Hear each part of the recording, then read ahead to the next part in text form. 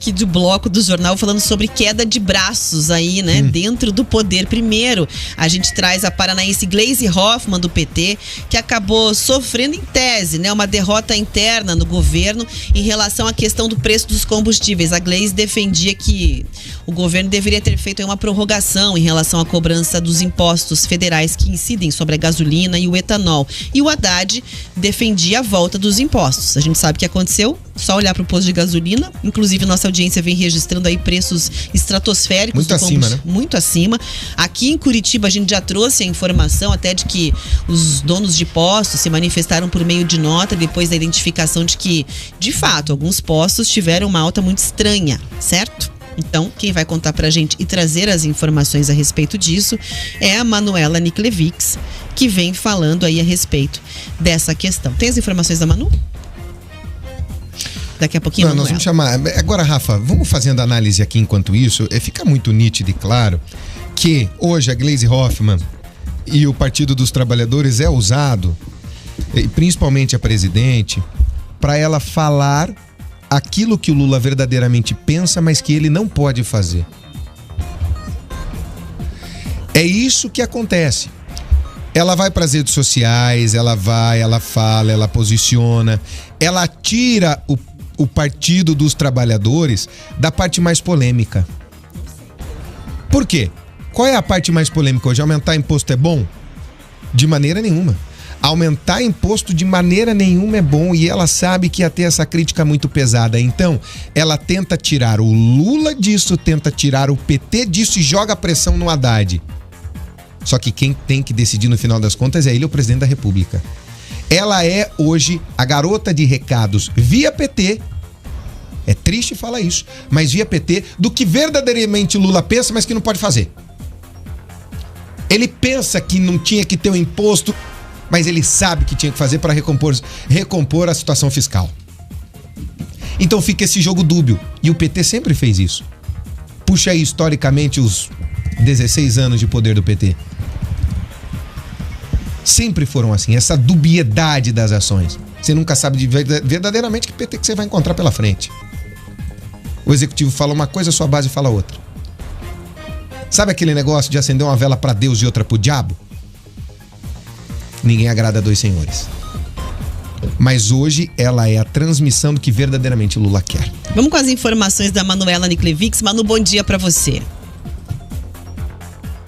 Oi, Rafa, bom dia mais uma vez para você, para o Riva e para todos que nos acompanham.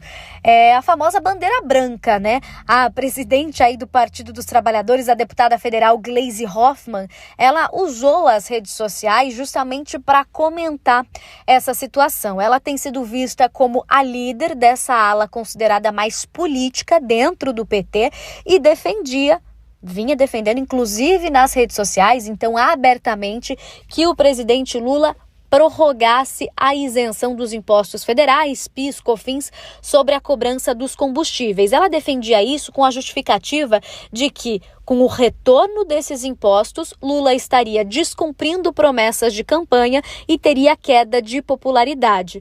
Teve esse embate com Fernando Haddad, aliás, um embate que se repetiu aí na semana passada, nessa semana pela segunda vez, porque lá no início do ano, logo que o Partido dos Trabalhadores, né, através da figura do presidente Lula, assumiu a presidência da República, tivemos esse mesmo embate e até então Gleisi Hoffmann tinha ganhado, assim por dizer, né? Agora tivemos pela primeira vez a vitória do ministro da Fazenda, Fernando Haddad. Então a Gleisi Hoffmann foi para as redes sociais durante essa quarta-feira para tentar amenizar um pouquinho o que foi visto por muita gente como uma perda da ala política. Ela afirmou que considera também importante essa taxação, né, que está acontecendo por conta das contas públicas, mas reforçou que o que ela considera essencial mesmo é a taxação que deve acontecer na exportação do óleo cru.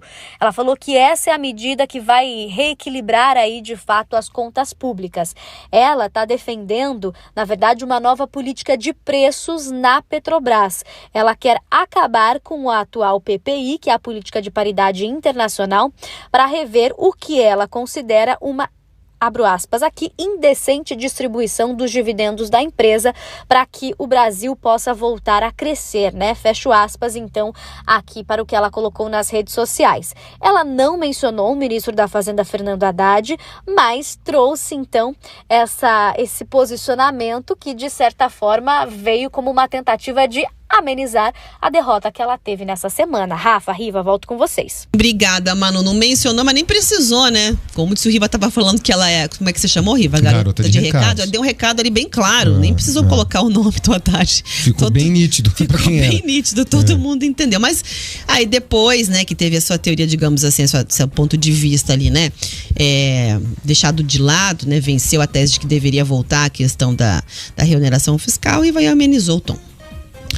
Teve que amenizar, né? Teve que recuar, porque no final das contas restou comprovado ao presidente da República que não havia o que ser feito. Não havia, de maneira nenhuma. Volto a repetir aqui. A situação econômica era favorável 100%, quando o governo do PT assumiu, mas a fiscal não. Tanto é que no último trimestre nós tivemos uma queda por causa desses benefícios fiscais para ganhar a eleição feito pelo último presidente, que foi o Jair Bolsonaro. Nós tinha uma aceleração muito grande da economia. No último trimestre ela teve uma queda forte. A gente vinha num ritmo maravilhoso. Mas como a situação fiscal piorou e todo mundo já estava vislumbrando o que poderia acontecer, a gente só não foi melhor na economia por isso. E se sabia que ia ser uma continuação no ano de 2023 disso. Os dois prometeram demais. Os dois abriram demais. Queriam e querem usar demais o governo para benefícios. E alguns bem de forma populista, ou para chegarem ou para se manterem ao poder. Isso é uma conta que é paga. Mas sobrou dinheiro no caixa. A Petrobras lucrou 188 bilhões, foi o maior lucro da história de uma empresa pública brasileira. Então tem como mexer. Era possível não voltar essa tributação. Dava para mexer em outros lugares. Esqueceram que a administração pública é com responsabilidade.